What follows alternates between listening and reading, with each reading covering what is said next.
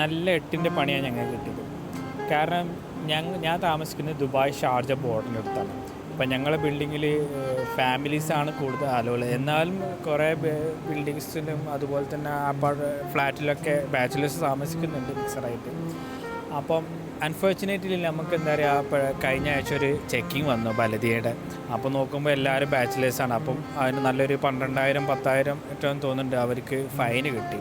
അപ്പോൾ ആ ഫൈന് അടിക്കാൻ അവർ ലേറ്റ് ആയതുകൊണ്ട് അവർ വന്നിട്ടുണ്ട്, ബലദി വന്ന് സേവൻ്റെ ആൾക്കാർ വന്നിട്ട് കറണ്ടും വാട്ടറൊക്കെ കട്ട് ചെയ്തു. അതുകൊണ്ട് ഇപ്പം ഞങ്ങൾക്ക് കുടിക്കാനും അതുപോലെ തന്നെ വാഷ്റൂം പോകാനും കറണ്ടും ഇല്ല, കുക്ക് ചെയ്യാനൊന്നും കഴിയാത്തൊരവസ്ഥയായി. അപ്പം ഇന്ന് ഉച്ചക്കും പുറത്തുനിന്ന് കഴിച്ചപ്പോൾ ഇന്ന് രാത്രി ഞങ്ങൾ എന്താ പറയുക ഒരു പാകിസ്ഥാനി റെസ്റ്റോറൻറ്റിൽ പോകാൻ.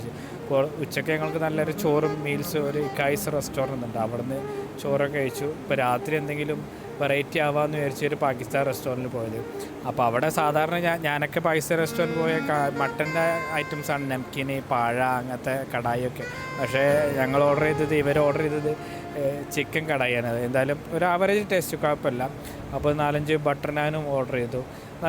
അത്യാവശ്യം ടേസ്റ്റ് ഉണ്ടായിരുന്നു. കുറച്ച് ഓയിലൊക്കെ കൂടുതലാണെങ്കിലും അത്യാവശ്യം ടേസ്റ്റ് ഉണ്ടായിരുന്നു. ഫസ്റ്റ് തന്നെ അവർ ഒരു ചോപ്പ് വെള്ളം തന്നത്, ഒരു റോസ് കളറ്. ഞാൻ വേറെ ഈ ഹോർലഫ്സെ അങ്ങനത്തെ എന്തെങ്കിലും ഡ്രിങ്ക്സാണെന്ന് വിചാരിച്ചു. നോക്കുമ്പോൾ അതൊരു പുളിവെള്ളമായിരുന്നു. അപ്പോൾ ആരും കുറച്ച് കുടിച്ചപ്പോൾ തന്നെ ഏകദേശം മതിയായി. അപ്പോൾ അത് കഴിച്ചിട്ടില്ല. എന്തായാലും നല്ല ഉഷാറായി. എല്ലാവരും 2 എക്സ്ട്രാ ഓർഡർ ചെയ്ത് കഴിച്ചു. അതിന് കൂടെ ഒരു ചെറുപയർ കറി ഉണ്ടായിരുന്നു കേട്ടോ, നാട്ടിലെ ചെറുപയർ കറി, അതേ കറി. അതെന്താ നമ്മൾ ഓർഡർ ചെയ്തിട്ടൊന്നുമില്ല, അതിൻ്റെ കൂടെ എക്സ്ട്രാ ഉള്ളതെന്ന് തോന്നുന്നുണ്ട്. അതും കൂട്ടിയാണ് കഴിച്ചത്. എന്തായാലും എല്ലാവരും നല്ല രീതിയിൽ കഴിച്ചു. കാരണം ആരും നല്ലോണം രീതിയിൽ ഭക്ഷണം കഴിച്ചിട്ടില്ലായിരുന്നു.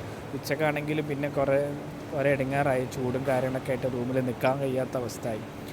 ഞാൻ പിന്നെ എനിക്ക് അടുത്ത ദിവസം നൈറ്റ് ഡ്യൂട്ടിയിലുണ്ട്. ഞാൻ എൻ്റെ ഫ്രണ്ടിൻ്റെ റൂമിൽ പോയി കിടന്നു. കാരണം ഇവിടെ നമ്മളെ റൂമിൽ എസിയും കാര്യങ്ങളും ഇല്ലാത്തതുകൊണ്ട് അങ്ങനെ നിൽക്കാൻ കഴിയില്ല.